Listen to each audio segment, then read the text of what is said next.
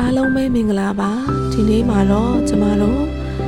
relationship healing meditation လေးကိုပြုလုပ်ကြမှာဖြစ်ပါတယ်ကျမတို့ဒီမွေးဖွားလာကလေးကအခုချိန်ထိတူတယောက်တည်းကိုအသက်ရှင်ရပ်တည်လို့မရပါဘူးမိမိနဲ့ပတ်သက်ဆွမ်းနယ်နေတဲ့အရာအားလုံးဒီမိမိကိုတနည်းမဟုတ်တနည်းနဲ့ဆက်သွဲထားတာဖြစ်ပါတယ်ထောက်ပံ့ပေးရတာဖြစ်ပါတယ်ရှေ့ဆက်သွားရမယ့်ဘဝခရီးလမ်းမှာလည်းကျမတို့နဲ့ပတ်သက်ဆက်နွယ်နေတဲ့လူတွေအများကြီးကိုထပ်ပြီးတော့ကြုံတွေ့နေရအောင်ပါမိမိဟာကြီးပွားတိုးတက်ဖို့ဆိုလို့ရှိရင်မိမိမှာကောင်းမွန်တဲ့အထောက်အပံ့ကောင်းတွေရရှိနေဖို့လိုအပ်ပါတယ်ဒီလိုကောင်းမွန်တဲ့အထောက်အပံ့တွေရဖို့ဆိုရင်မိမိရဲ့စိတ်ကလေးကလည်းအေးချမ်းနေပြီးတော့မှမိမိနဲ့ပတ်သက်ဆက်နွယ်နေတဲ့တူတယောက်ချင်းစီတိုင်းရဲ့အားထုတ်မှုလေးတွေကိုမြင်အောင်ကြည့်တတ်မယ်ဆိုလို့ရှိရင်မိမိရှင်သန်ရတဲ့ဘဝကပို့ပြီးတော့အထိပ္ပယ်ရှိစေမှာဖြစ်ပါတယ်အားကြောင့်မို့လို့ဒီ meditation လေးကိုပြုလုပ်ရပေးခြင်းဖြစ်ပါတယ်တတောင့်တတဖြစ်တဲ့အနေအထားမှာနေလို့ရတယ်ဒီ meditation လေးကိုအိပ်ပြီးဖြစ်ဖြစ်ထိုင်ပြီးဖြစ်ဖြစ်နားထောင်လို့ရပါတယ်ဒီကတော့မိမိစိတ်ကလေးကိုငြိမ်သက်အောင်အေးချမ်းအောင်လို့ပြုလုပ်ထားပေးပါပြေလျှော့ထားပေးပါအစဉ်သင့်ဖြစ်ပြီးဆိုရင်ကိုယ့်ရဲ့အာယုံတွေအားလုံးကိုကိုယ့်ရဲ့နှာသီးပြားစီဝင်လေထွက်လေလေးစီကိုခေါ်ဆောင်လာခဲ့မယ်လေတွေကိုပြည့်ပြည့်ဝဝနဲ့ရှုသွင်းမယ်ခဏလောက်ဟိုးရမယ်ရှက်ထားမယ်ပြန်ပြီးတော့ပါးစပ်ကနေရှုထုတ်မယ်ဟာနောက်တစ်ခါပြည့်ပြည့်ဝဝလေး3စက္ကန့်လောက်ရှုမယ်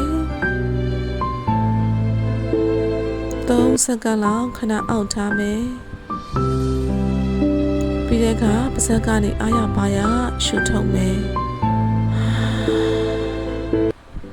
နောက်ဆုံးချိန်ပြည့်ပြည့်ဝဝလေး3စက္ကန့်လောက်ရှုမယ်ခဏဟိုးရမယ်ပါးစပ်ကနေပြည့်ပြည့်ဝဝရှုထုတ်မယ်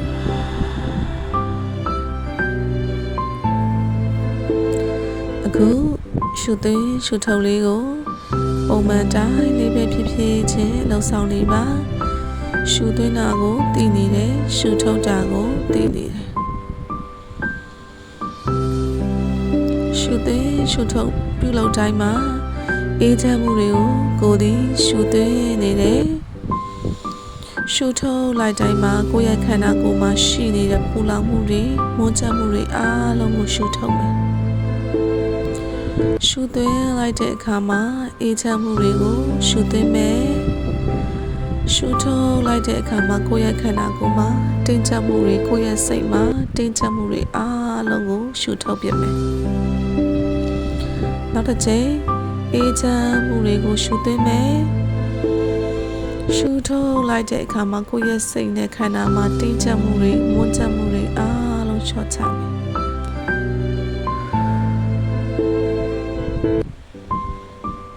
ခဏလောက်ရှုသွင်းရှုထုတ်လေးကိုသတိထားပြီးတော့လုပ်နေပေးပါ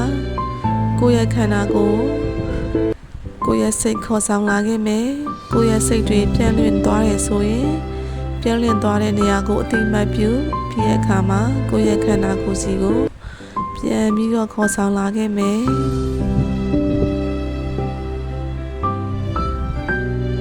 အခုချိန်မှာမိမိရဲ့ဘဝမှာပျော်ရွှင်ဖူးခဲ့တဲ့အမှတ်တရ3ခုကိုပြန်ပြီးတော့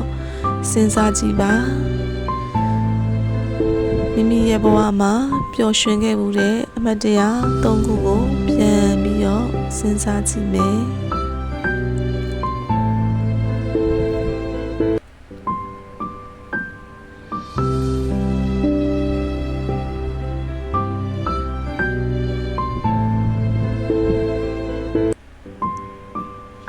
ဖြည်းဖြည်းချင်းနဲ့စဉ်းစားမိပြီးတဲ့အခါမှာကိုပျော်ရွှင်တဲ့ကိုရဲ့ပုံရိပ်လေးတွေကိုမြင်အောင်ကြည့်မယ်တကယ်တမ်းကို ကိုပျော်ရွှင်ခဲ့တဲ့အရာတွေကိုပြန်ဟန်ပြီးတော့စဉ်းစားကြည့်လိုက်တဲ့အခါမှာတကယ်ရှင်တွေကစစ်မှန်တဲ့ချစ်ချင်းမြတ်တာပြေဝခြင်းတွေငြိမ်းအေးမှုတွေကလာတာကိုသင်ကိုယ်တိုင်တွေ့မြင်ရမှာပါဒီငြိမ်းချမ်းခြင်းပြည့်စုံခြင်းပျော်ရွှင်ခြင်းလေးတွေကို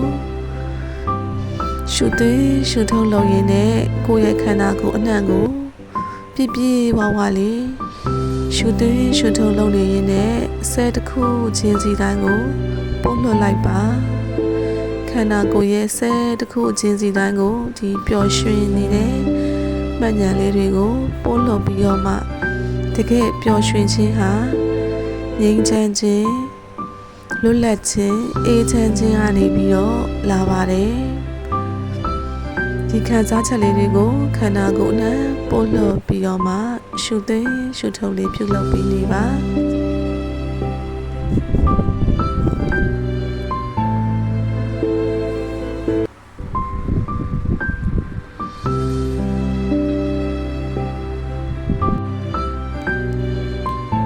အခုကိုယ့်ရဲ့ဘဝမှာကျေးဇူးတင်တဲ့လူ၃ဦးကိုစတင်ပြီးတော့မှရှင်းထွက်ပါမယ်ပထမဦးဆုံးမိမိမျက်စိရဲ့မှာကိုကျေးဇူးတင်တဲ့လူတစ်ယောက်ကိုပုံဖော်လိုက်ပါ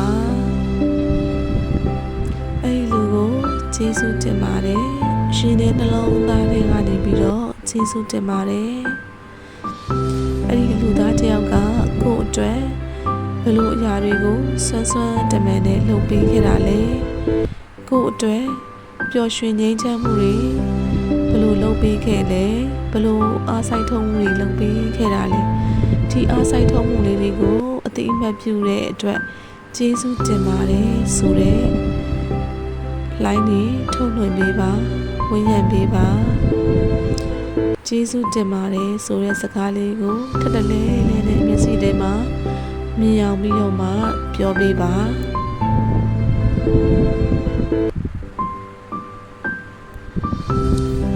ချမ်းသာပြီးတော့မှကိုယ့်ရဲ့မျက်စိရမှာပေါ်လာတဲ့ဒုတိယလူတစ်ယောက်ကိုပုံဖော်ကြည့်ပါဒီလူသားလေးဟာလည်းမိမိရဲ့ဘဝရှင်သန်မှုအတွက်မိမိကိုအထောက်အပံ့ကောင်းတွေပေးခဲ့တယ်သူ့ရဲ့အားထုတ်မှုလေးတွေသူကြောင့်မိမိဘဝမှာဘလို့အထောက်အပံ့တွေရခဲ့တယ်ဘလို့စိတ်သက်ခွန်အားတွေရရှိခဲ့တယ်ဒါတွေကိုရှင်းတွက်ကြည့်ပါ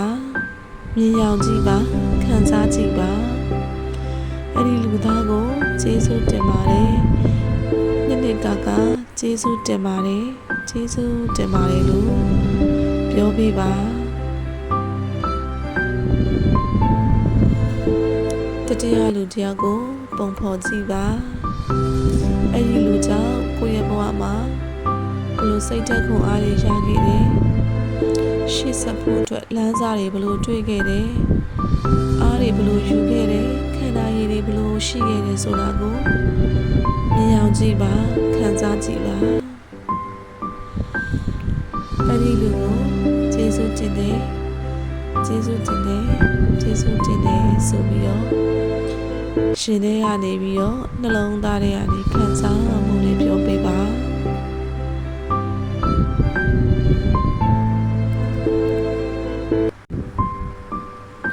အခုချိန်မှာမိမိဟာတန်ဖိုးရှိတဲ့လူသားတစ်ယောက်ဖြစ်တယ်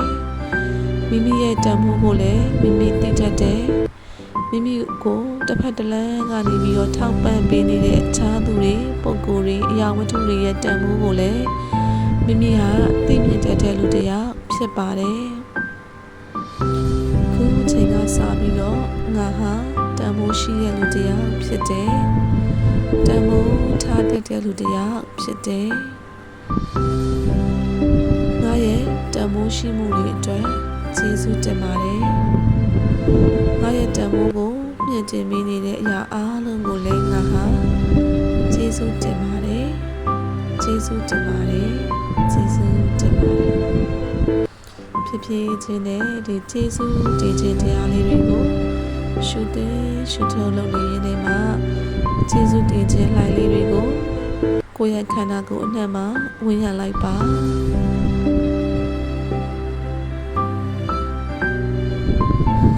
မိမိကိုယ်ကိုပြော meditation ဒီတရားထိုင်မှုလေးအတွက်ခေါ်ယူလိုက်ပါကျေးဇူးတင်လိုက်ပါမိမိကိုမိမိကျေးဇူးတင်ပါတယ်ကျေးဇူးတင်ပါတယ်ကျေးဇူးတင်ပါတယ်လို့ပြောပေးပါပြောလေးပါအားလုံးကိုကျေးဇူးတင်ပါတယ်